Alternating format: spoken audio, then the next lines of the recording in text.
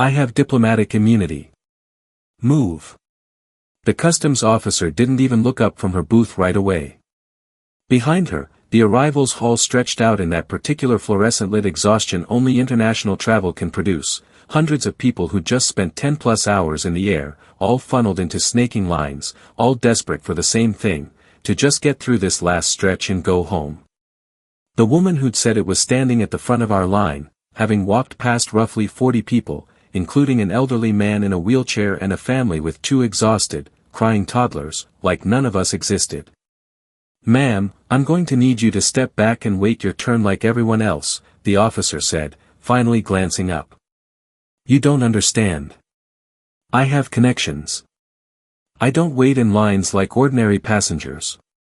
I was maybe 15 people back, close enough to hear every word, and I remember thinking, with the specific, tired clarity that only comes after a long-haul flight, this is either about to get very boring or very, very entertaining. It turned out to be the second one. Hey, welcome back to the channel. If this is your first time here, I travel internationally a fair amount, which means I've spent more hours of my life standing in customs lines than I'd probably like to admit. And if there's one thing I've learned about those lines, it's this: nothing reveals a person's true character faster than watching how they treat the people around them when they're tired, jet-lagged, and just want to go home. Today's story is about a woman I'm calling HOA Karen, because, and you're going to love this, she actually brought up her homeowners association within the first 10 minutes of this whole ordeal, completely unprompted, as if it somehow strengthened her case for skipping an international customs line by claiming diplomatic immunity she very clearly did not have. This story has a fake diplomatic claim, a missing passport that reappears in the strangest place, a customs investigation, a full-blown public meltdown, and an ending involving a luggage search so thorough it practically needed its own flight number. If you love airport chaos and karma stories, you are going to want to stick around for this one. And hey, if you're new here, go ahead and subscribe, because this channel exists entirely to bring you stories exactly like this. Let me set the scene properly, because context matters here. I just landed after a 2-week trip abroad, visiting family I hadn't seen in years. It had been a genuinely wonderful trip, long dinners, catching up with cousins, way too much good food, the kind of vacation that leaves you happy but completely wiped out by the time you're heading home. My flight back had been over 10 hours, cramped, turbulent in patches, with a baby crying somewhere behind me for what felt like half the journey. By the time we touched down, I think every single person on that plane had one collective goal: get through customs, get the bags, and go home. The arrivals hall at this particular airport is notorious among frequent international travelers: long, snaking lines, understaffed booths during peak hours, and an atmosphere somewhere between an airport terminal and a very slow-moving amusement park queue. I'd flown through it enough times to know exactly what to expect: shuffle forward, wait, shuffle forward again, try not to fall asleep standing up. I joined the line behind a young couple who looked just as exhausted as I felt, made small talk about our respective flights, and settled in for what I assumed would be a standard 30 to 45-minute wait. Nothing about that moment suggested anything unusual was about to happen. If anything, it felt like the most mundane, forgettable part of the entire trip, the tedious tail end everyone just wants to get through. I had no idea I was about to witness one of the most spectacular airport meltdowns of my life, playing out in real time, about 15 people ahead of me in line. I pulled out my phone to text my sister that I'd landed safely, glancing up occasionally to check the line's slow, shuffling progress. Around me, the usual arrivals hall soundtrack played out, announcements in 3 different languages, the distant rumble of a floor polisher somewhere off to the side, the occasional burst of excited chatter from someone reuniting with family just past the customs checkpoint. It's a strange kind of ambient chaos that somehow feels completely normal once you've experienced it enough times. I remember thinking, half-jokingly, that the only real drama I ever encounter in these lines is the internal one: whether I'd grabbed my passport out of my bag in time, whether my declaration form was filled out correctly, whether I'd remembered to toss that apple I'd been saving from the flight before reaching agricultural inspection. Small, forgettable stuff. The kind of low-stakes tedium that makes international travel feel more like an endurance test than an adventure by the time you're on the home stretch. Nothing about that moment gave me any indication that the next hour was about to become one of the most talked about stories I'd bring home from the entire trip, arguably more memorable, if I'm being honest, than 2 weeks of family reunions and home-cooked meals combined. I noticed her a few minutes after joining the line, mostly because it was hard not to. She was maybe 40 feet ahead, near the front, wearing an expensive-looking blazer that seemed slightly out of place among the general sea of rumpled travel clothes the rest of us were wearing after a 10-hour flight. She had an oversized designer tote slung over one shoulder and was pulling not one, not two, but 4 large suitcases, each wrapped in a distinctive bright red luggage tag. Let's call her Patricia. She'd been near the front of the line the whole time, and even from a distance, I could see her growing visibly agitated, checking her watch, sighing loudly, occasionally muttering something to the man in line behind her, who kept nodding politely without actually engaging. At one point, she turned around and announced, to no one in particular but loud enough for a solid chunk of the line to hear, "This is ridiculous. Some of us have actual places to be. I run my homeowners association back home, and I can tell you right now, if we ran things this inefficiently, nobody would tolerate it." A few people around me exchanged glances. That specific phrase, "I run my homeowners association," has apparently become something of a universal warning sign, because I watched at least 3 strangers near me subtly brace themselves, the way you do when you sense a situation is about to escalate. It escalated about 4 minutes later. In hindsight, there was a specific moment right before it happened where you could almost feel the shift coming, the way the air changes right before a storm breaks. Patricia had gone quiet for about 30 seconds, scrolling through something on her phone with an expression that had moved past irritation into something closer to determination. She slipped her phone into her tote bag, straightened her blazer with both hands like she was preparing for a stage entrance, and squared her shoulders. The man behind me in line, still half asleep on his feet, muttered, oh, under his breath, and I remember thinking that was oddly specific for a total stranger to say about someone he'd never interacted with. But he turned out to be exactly right. Patricia, apparently having decided she'd waited long enough, simply started walking. Not toward the back of a shorter line, not toward an agent to ask a question, straight up the middle aisle, past dozens of exhausted travelers, directly toward the front customs booth. A ripple of confused murmuring followed her the entire way. The elderly man in the wheelchair, who'd been patiently waiting near the front for a good 20 minutes already, watched her breeze past him with visible disbelief. When a customs officer near the front line noticed and stepped forward to redirect her, Patricia didn't even slow down. "I have diplomatic immunity," she announced. "I don't wait in these lines." The officer, unmoved, asked to see her diplomatic credentials, a specific type of identification issued by the State Department, distinct from a regular passport, that diplomats and certain government officials are required to carry and present. Patricia rifled through her tote bag for a moment, then produced her regular passport, holding it up like it settled the matter entirely. "This is all the documentation I need. I'm sure you understand how these things work." "Ma'am, that's a standard passport. I need to see diplomatic identification if you're claiming immunity status." "I don't have time for this," Patricia snapped. "Do you know how long I've been traveling? I need to speak to your supervisor immediately." The officer, with the kind of practiced patience that comes from doing this job for years, calmly instructed her to return to the back of the line while the matter was reviewed, and radioed for a supervisor to be brought over, not, as it would turn out, to grant Patricia's request, but to formally document what was quickly becoming a customs fraud concern. While all of this was unfolding near the front, a strange ripple of smaller incidents started happening throughout the line, the kind of thing you wouldn't normally connect to anything, except that they all seemed to trace back to roughly the same stretch of time and roughly the same general area. A woman a few people ahead of me realized her passport, which she'd been holding in her hand ready for inspection, was suddenly missing from where she'd set it briefly on top of her carry-on. She hadn't moved more than a few feet the entire time.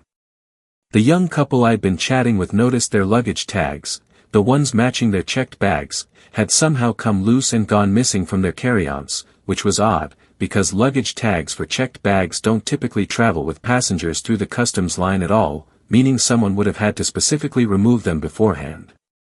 And the elderly man in the wheelchair mentioned, to the person helping him, that a folder containing his medical documentation, needed for a connecting flight accommodation, had been sitting on his lap moments earlier and was now nowhere to be found.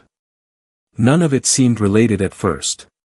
But several of us had noticed Patricia's 4 suitcases parked, unattended, near a support column at the edge of the line during her confrontation with the officer, and at least 2 people mentioned seeing her walk back toward that same spot briefly, weaving through the crowd, before returning to argue with the supervisor who'd just arrived. The man behind me in line, an off-duty flight attendant heading home from a work trip, muttered under his breath, "That woman's been through half this line already. I've been watching her." I had, too.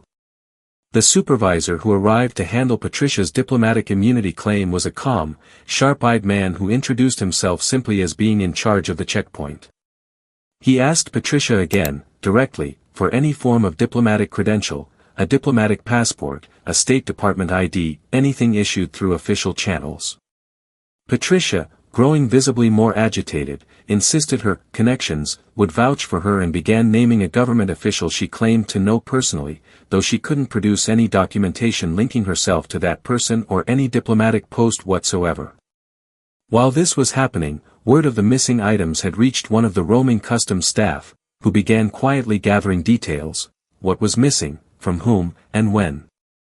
Airports like this one are covered extensively by security cameras, especially in high-traffic areas like customs lines, precisely because of situations exactly like this. A staff member pulled aside to review footage from the support column area where Patricia's unattended suitcases had been sitting. It didn't take long to find what they were looking for. The footage showed Patricia, during her confrontation with the first officer, doubling back briefly, unnoticed by most of the surrounding crowd who were understandably more focused on the escalating argument at the front.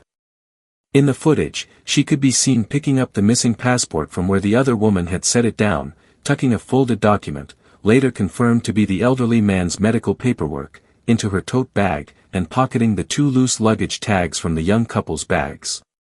It wasn't grand theft. It looked almost compulsive, actually, the behavior of someone so wound up in her own frustration and self-importance that she'd apparently decided other people's belongings were simply fair game for whatever chaos she felt like causing. The customs supervisor, now holding both the diplomatic immunity issue and a growing list of missing items, approached Patricia with the tablet showing the footage. "Ma'am, we have you on camera taking several items belonging to other passengers in this line over the past 15 minutes. Patricia's face did the thing I've genuinely started to expect at this point in stories like this, a flash of panic, quickly buried under a fresh wave of indignation. "That's absolutely absurd. I haven't touched anyone's belongings." "This footage shows otherwise," the supervisor said, turning the tablet so she could see it clearly. "We're going to need you to open your bag." "You have no right to search my belongings without probable cause," Patricia said, voice climbing several notches. "Given the footage and multiple passenger reports of missing items, we absolutely do," the supervisor replied. "You're welcome to cooperate, or we can escalate this further." Reluctantly, jaw clenched, Patricia unzipped her tote bag. Inside, exactly as the footage suggested, were the missing passport, the elderly man's medical documentation, and the 2 luggage tags, sitting right on top, almost carelessly, like she hadn't even bothered to hide them properly. A murmur rippled through the surrounding line as word spread backward, person to person, the way news does in a crowd that's been standing still long enough to have nothing better to focus on. By the time it reached me, 15 people back, at least 3 different versions of the story had already formed, though the core of it, she stole stuff and got caught on camera, remained impressively consistent. "This is a complete misunderstanding," Patricia announced to the growing crowd of onlookers, her voice pitched for maximum audience reach now. "I was simply holding these items for safekeeping. People leave things unattended in these lines constantly, and someone has to look out for them. I didn't ask you to hold my medical paperwork," the elderly man said from his wheelchair, his voice steady but pointed. "It was on my lap." And my luggage tags don't just fall off and end up in someone else's bag, the young man from the couple added. I run a homeowners association, Patricia said again, apparently reaching for this credential like it was some kind of universal trump card. I know how to handle situations like this with authority and discretion. Ma'am, discretion generally doesn't involve taking a stranger's medical documents, the supervisor replied, and I swear I heard at least 4 separate people near me actually laugh out loud. And there's still the matter of the diplomatic immunity claim, the first officer added, stepping back into the conversation. Falsely claiming diplomatic status to a federal officer is a serious matter, ma'am. The off-duty flight attendant behind me leaned over and whispered, I've flown internationally for 9 years. I have never once seen anything like this, and honestly, I believed him completely. Patricia, sensing the crowd was thoroughly against her now, tried one last pivot. You're all treating me like a criminal over a simple misunderstanding while actual criminals probably walk right through this airport every day. Nobody responded to that one. The silence that followed was almost louder than anything anyone could have said. Cornered, humiliated, and clearly unwilling to just accept the situation, Patricia went for broke. She insisted she was being profiled and harassed, demanded the names and badge numbers of every officer involved, and loudly announced she was going to make calls the moment she was released, invoking, once again, vague and unverified connections to people who could apparently make this entire situation go away. She turned to the crowd, trying one more time to recruit sympathy. Does anyone else think this is excessive? A woman simply trying to get through customs efficiently, being treated like a common thief? Nobody said anything. The elderly man in the wheelchair, medical documentation now safely back in his own lap, just shook his head slowly. The young couple exchanged a look that needed no words. Even the crying toddler a few rows back seemed, for one blessed moment, to have gone quiet, as if sensing the show wasn't over yet. When appealing to the crowd didn't work, Patricia tried a different tactic entirely. She attempted to simply push past the supervisor and officer, suitcases in tow, insisting she was leaving, and that they had no legal authority to detain her. Which, as it turns out, is a spectacularly incorrect thing to say to federal customs officers at an international arrivals checkpoint. 2 additional officers stepped in at that point, calmly but firmly making clear that she was not, in fact, free to simply walk away, not with an active investigation into a false diplomatic immunity claim and multiple reports of taken property still unresolved. Given everything that had unfolded, the false diplomatic claim, the documented theft of multiple passengers' belongings, and her attempt to simply leave mid-investigation, the supervisor made a decision that, frankly, felt inevitable at that point. Given the circumstances, we're going to need to conduct a full inspection of your luggage, he said. All 4 of Patricia's oversized suitcases were pulled aside and opened, one by one, on an inspection table in full view of a decent portion of the line, who by this point had mostly stopped pretending not to watch.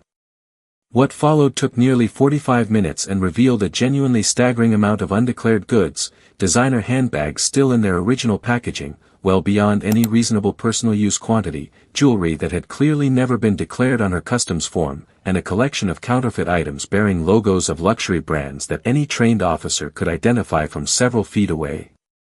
Patricia stood there, arms crossed, saying less and less as each new item came out of the suitcases, her earlier bravado visibly deflating with every zipper that opened. The officer methodically catalogued everything, explaining, in the same even tone he'd used the entire time, that failure to declare goods of this value and quantity constituted a serious customs violation, separate entirely from the false diplomatic immunity claim and the property she'd taken from other passengers. By the time the search concluded, Patricia was facing significant fines for the undeclared goods, formal charges related to falsely claiming diplomatic status, and a separate report regarding the items taken from other passengers in line. She was escorted away by customs officials, suitcases and all, well over an hour after she'd first tried to skip to the front of the line to save herself, by my estimate, maybe 15 minutes.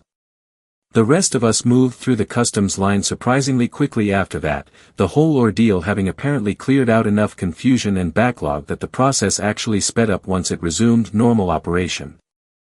The elderly man in the wheelchair, once safely through with his documentation back in hand, thanked several of us near him for noticing what was happening and speaking up. The young couple exchanged contact information with the off-duty flight attendant, half joking about starting a group chat just to keep talking about what we'd all witnessed together. A few of us, myself included, were asked to give brief written statements to customs officials before we left the arrivals hall, confirming the timeline of what we'd seen. It felt like a small thing, but I remember feeling genuinely glad to do it, like it mattered that the full picture got documented accurately, not just the loudest 5 minutes of it. By the time I finally made it to baggage claim, tired in that deep, bone-level way only a long flight followed by unexpected drama can produce, I found myself laughing about it with a stranger from the same line, the two of us trading our favorite moments from the whole spectacle like we just watched the same incredible movie together. I told the story to my family the next day over dinner, and much like the other times I've relayed stories like this, it became an instant classic, the kind of thing that gets brought up again months later, usually starting with someone saying, "Wait, tell them about the diplomatic immunity lady." What strikes me most, looking back on that whole exhausting, unforgettable hour, is how much Patricia's behavior seemed to stem from a simple, dangerous assumption, that confidence and volume could substitute for actual authority, and that the rules everyone else follows simply didn't apply to her if she pushed hard enough. It's a mindset that might work, occasionally, in smaller, more informal settings, where people are willing to give in just to avoid conflict. But international customs isn't one of those settings. It's a place built entirely around verification, documentation, and procedure, precisely because the stakes are high enough that, trust me, simply isn't good enough. The real lesson, though, goes beyond just customs lines. It's about what happens when someone builds their entire sense of self around the idea that rules are for other people. Eventually, in one setting or another, that idea collides with a system that simply doesn't care how convincing you sound, and when it does, the fallout tends to be a lot bigger than the inconvenience you were originally trying to avoid. So here's my question for you. If you've been standing in that line and watched someone try to skip straight to the front claiming diplomatic immunity, would you have said something in the moment, or just watched it unfold the way most of us did? Let me know in the comments, and if you've ever witnessed anyone try to pull rank or fake credentials to skip a line, at an airport or anywhere else, I'd love to hear that story too. If you enjoyed this one, make sure you're subscribed, because trust me, Patricia was not the last Karen I've encountered while traveling, and she definitely won't be the last one on this channel. Thanks for watching this one all the way through. Stories like this take a while to put together properly, and it genuinely means a lot knowing people stick around for the whole thing. See you in the next one.